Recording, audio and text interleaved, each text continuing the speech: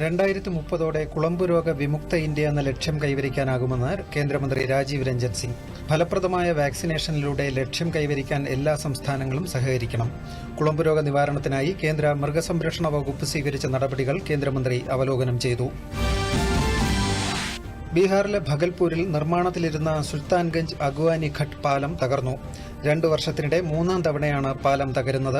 ആളപായമൊന്നും report ചെയ്തിട്ടില്ല. ഭഗൽപൂർ ജില്ലയിലെ സുൽത്താൻഗഞ്ചിൽ നിന്ന് ഖഗാരിയ ജില്ലയിലെ അഗ്വാനി ഘട്ടുമായി ബന്ധിപ്പിക്കേണ്ട പാലത്തിന്റെ നിർമ്മാണം കഴിഞ്ഞ 9 വർഷമായി ഇഴഞ്ഞു നീങ്ങുകയാണ്. ഇടുക്കിയിൽ മിനി ഫുഡ് പാർക്ക് 1 വർഷത്തിനുള്ളിൽ സ്ഥാപിക്കുമെന്ന് മന്ത്രി റോഷി അഗസ്റ്റിൻ.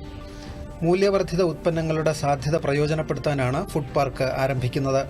കാലാവസ്ഥാ വ്യതിയാനം മൂലം ബുദ്ധിമുട്ടുന്ന കർഷകരെ സഹായിക്കുന്നതിനും ഇത് പ്രയോജനം ചെയ്യും.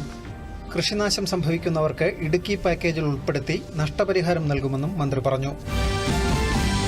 മഹാരാഷ്ട്രയിലെ പൂനെ ജില്ലയിലെ പുരന്ധറിൽ നിന്നുള്ള അത്തിപ്പഴ ജ്യൂസ് പോളണ്ടിലേക്ക് കയറ്റുമതി ചെയ്തു. ആദ്യമായാണ് ഇന്ത്യയിൽ നിന്ന് ഇത്തരത്തിൽ ജ്യൂസ് കയറ്റുമതി ചെയ്യുന്നത്. കാർഷിക സംസ്കൃത ഭക്ഷ്യോത്പന്ന കയറ്റുമതി വികസന അതോറിറ്റിയാണ് കയറ്റുമതിക്കായുള്ള നടപടി സ്വീകരിച്ചത്.